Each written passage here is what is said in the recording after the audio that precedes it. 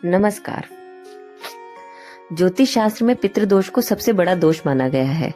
कहा जाता है कि जिस घर में ये दोष होता है वहां कभी स्थायी बरकत नहीं होती। लेकिन क्या आप जानते हैं कि पितृदोष की शुरुआत कैसे हुई? आइए जानते हैं पितृदोष से जुड़ी ये पौराणिक कथा। महाभारत युद्ध के बाद जब दानवीर कर्ण की मृत्यु हुई तो उनकी आत्मा स्वर्गलोक पहुंची।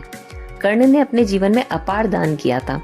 सोने, चांदी, हीरे, मोती, उन्होंने कभी किसी को खाली हाथ नहीं लौटाया। लेकिन स्वर्ग में जब उन्हें भूख लगी तो उनके सामने सोने की थाली लाई गई। उस थाली में भोजन नहीं था, उसमें केवल सोने के सिक्के और आभूषण रखे थे। जब कर्ण ने पानी मांगा तो वह भी पिघले हुए सोने के रूप में मिला। यह देखकर कर्ण घबरा गए। उन्होंने देवताओं के राजा इंद्रदेव से पूछा, हे देव, मैंने तो जीवन भर दान ही किया है, फिर मेरे साथ ये अन्याय क्यों? मुझे भोजन क्यों नहीं मिल रहा? तो इंद्रदेव ने मुस्कुराते हुए कहा, कर्ण, तुमने जीवन भर सोने चांदी का दान किया, इसलिए तुम्हें यहाँ वही प्राप्त हो रहा है। लेकिन तुमने कभी अपने पूर्वजों के लिए अन्न दान नहीं किया। तुम्हारे पितृ भूखे हैं, इसलिए तुम्हें भी भूखा रहना पड़ेगा। कर्ण ने विनम्रता से कहा, देव, मुझे अपने पूर्वजों के बारे में कोई ज्ञान नहीं था। तब इंद्रदेव ने उन्हें अपनी भूल सुधारने का एक अवसर दिया। उन्होंने कर्ण को 16 दिन के लिए पृथ्वी पर वापस भेजा।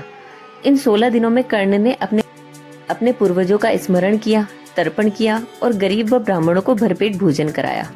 आज इन्हीं 16 दिनों को हम पितृपक्ष या श्राद्ध पक्ष के नाम से जानते हैं। जब कर्ण पुनः स्वर्ग लौटे तो उन्हें अन्न भी मिला और उनके पितृ भी तृप्त हो गए।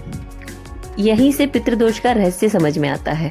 जब हम अपने पूर्वजों को भूल जाते हैं, उनका आदर नहीं करते या उनके नाम से दान नहीं करते, तो वे अतृप्त रह जाते हैं और उनकी यही अतृप्ति हमारी कुंडली में पितृदोष बनकर प्रकट होती है।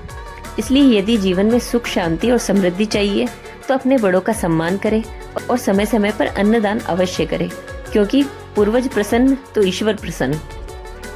ओम पितृदेवाय नमः। यदि ये जानकारी आपको उपयोगी लगी हो तो वीडियो को लाइक करें और चैनल को सब्सक्राइब करें।